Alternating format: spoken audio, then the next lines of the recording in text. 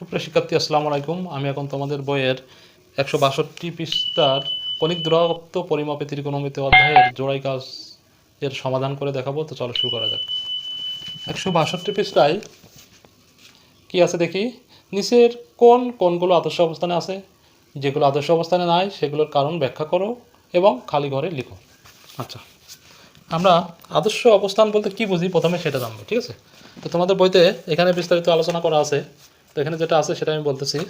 সেটা হচ্ছে কোনো ত্রিকোণমিতিক কোণকে যদি এক্স ও ওয়াই অক্ষের সমতলে অঙ্কন করে বা অঙ্কিত হয় বা অবস্থানে নিয়ে আসে, একই কথা, নিয়ে আসার পরে কী হবে, যেটার প্রারম্ভিক রশ্মি হবে ও এক্স অক্ষের উপর। তো প্রথমে আমরা অক্ষ অঙ্কন করি।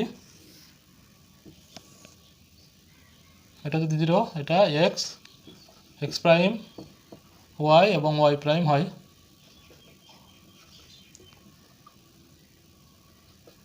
আচ্ছা, ত্রিকোণমিতিক যে কোণগুলো প্রারম্ভিক রশ্মি এই এক্স অক্ষের উপরে ধনাত্মকের দিকে অবস্থান করবে সেটাকে আমরা কি বলবো, আদর্শ অবস্থানে বলবো, ঠিক আছে?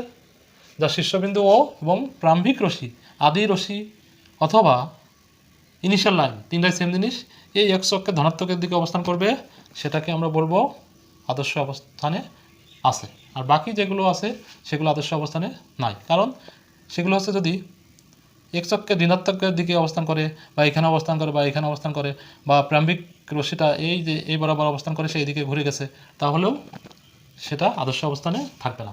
তো এখন আমরা বইয়ের যে 5টা চিত্র দেওয়া আছে এগুলো দেখব, এগুলো নাম প্রথমে জানবো। প্রথম চিত্রটা আমাদের কি আছে, এটা গ্রিক অর্ডে লেখা আছে থেটা, ঠিক আছে? এই যে মাঝখানে যেটা, এটা হচ্ছে থেটা, আর এটা হচ্ছে আলফা, এটা হচ্ছে বিটা, এটা হচ্ছে গামা, আর এটা হচ্ছে ডেল্টা। তো প্রথমে আমরা এখানে লক্ষ্য করে দেখব থেটা কোণটা কি আছে, যার প্রারম্ভিক রশ্মি এই বরাবরই আছে, ঠিক আছে?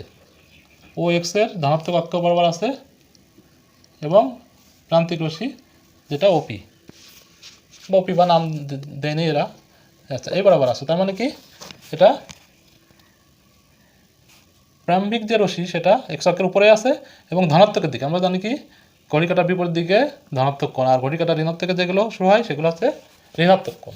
তার মানে আমরা এটা অবশ্যই থেটা কোণটা কি আদর্শ অবস্থান, হ্যাঁ, আদর্শ অবস্থানে কি আমরা আদর্শ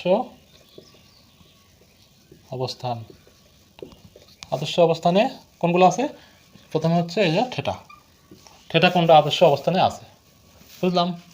এখন আমরা দেখব এটা কি বলে আলফা কোণ।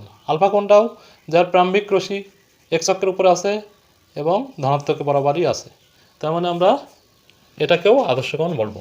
তাহলে থিটা, তারপর হচ্ছে আলফা। আচ্ছা, এবার আমরা যদি বিটা কোণটা দেখি, বিটা কোণটাও সেম, এক্স অক্ষের উপরে প্রারম্ভিক রশ্মি এবং যার ধনাত্মকের দিকে প্রান্তিক রশ্মিটা গেছে, ঠিক আছে? তার মানে আছে বিটা কোণটা হচ্ছে আদর্শ অবস্থানে অবস্থান করছে। আচ্ছা, এরপর আমরা দেখব গামা। আচ্ছা, গামা কোণটা কি করছে, গামা কোণটা যার প্রারম্ভিক রশ্মি হচ্ছে, এটা মুছে দিই, গামা কোণের প্রারম্ভিক রশ্মিটা ঠিক আছে এক্স অক্ষ থেকে স্টার্ট করছে, কিন্তু সে হচ্ছে ধনাত্মক দিকে না যায়, কি করছে, সে ঋণাত্মকের দিকে যায় কোণটা করছে, অঙ্কিত হয়েছে তার, ঠিক আছে, এই বরাবর। তাই জন্য আমরা এটাকে কি বলবো, যেহেতু ঋণাত্মকের দিকে অবস্থান করছে যেহেতু এটা অবশ্যই আদর্শ অবস্থানে নেই, ঠিক আছে?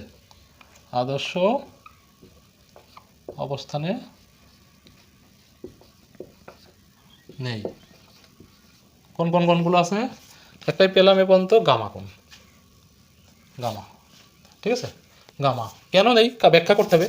ব্যাখ্যা কি লিখব, এখানে গামা কোণটি আদর্শ অবস্থানে নেই কারণ হচ্ছে যার প্রারম্ভিক রশ্মি ও এক্স অক্ষের উপরে থাকলেও ও এক্স অক্ষের ঋণাত্মকের দিকে অবস্থান করছে, এই জন্য এটা হচ্ছে আদর্শ অবস্থানে নাই। আচ্ছা, এরপর আমরা কি রাখবো, ডেল্টা কোণটা। আচ্ছা, ডেল্টা কোণটা কি আছে, ডেল্টা কোণটাও সেম, ডেল্টা কোণটাও এক্স অক্ষের, দেখি এখানে ডেল্টা কোণটা কী বলছে, যার স্টার্টিং পয়েন্ট কিন্তু এক্স অক্ষের ধনাত্মক কোণের দিকে নেই, এক্স অক্ষে ঋণাত্মক কোণ বরাবর এসে সে একটা কোণ উৎপন্ন করছে, এই জন্য হচ্ছে ডেল্টা কোণটাও কি আদর্শ অবস্থানে নেই। ঠিক আছে, তো আমরা খুব সহজেই চিহ্নিত করতে পারলাম। তোমরা যদি এই দুইটা জিনিস মনে রাখো, অবশ্যই যে কোনো কোণকে তোমরা আদর্শ অবস্থানে আছে কি নেই সেটা চিহ্নিত করতে পারবে। শুধু একটা জিনিস মনে রাখা লাগবে, যেটা হচ্ছে এক্স অক্ষের উপরে প্রারম্ভিক রশ্মি থাকবে এবং ধনাত্মকের দিকে যে কোণগুলো আছে সেগুলো সবই আদর্শ অবস্থানে আছে। যদি স্টার্টিং যদি একটা কোণ এখানে এসে শেষ হয়, এখানে 90 ডিগ্রি এসে শেষ হয়, তাও আদর্শ হবে। এখানে যদি 180 ডিগ্রি আসে সেগুলো হচ্ছে আদর্শ কোণ হবে, যার স্টার্টিং পয়েন্ট এক্স অক্ষের উপরে এবং প্রান্তিক রশ্মিটাও যে ধনাত্মকের উপরে থাকবে। আর যেগুলো হচ্ছে আদর্শ অবস্থানে নাই সেগুলো কী হবে, এক্স অক্ষের ঋণাত্মকের দিকে এই বরাবর যে কোনো কোণগুলো উৎপন্ন করবে সেই কোণগুলো হচ্ছে আদর্শ কোণ অবস্থানে নাই বলে আমরা ধরে নেব। তো আশা করি আমার ভিডিওটা তোমাদের ভালো লাগবে, আর চ্যানেলটি সাবস্ক্রাইব করে রাখবে, তাহলে পরবর্তী ভিডিওগুলো খুব সহজে পেয়ে যাবে।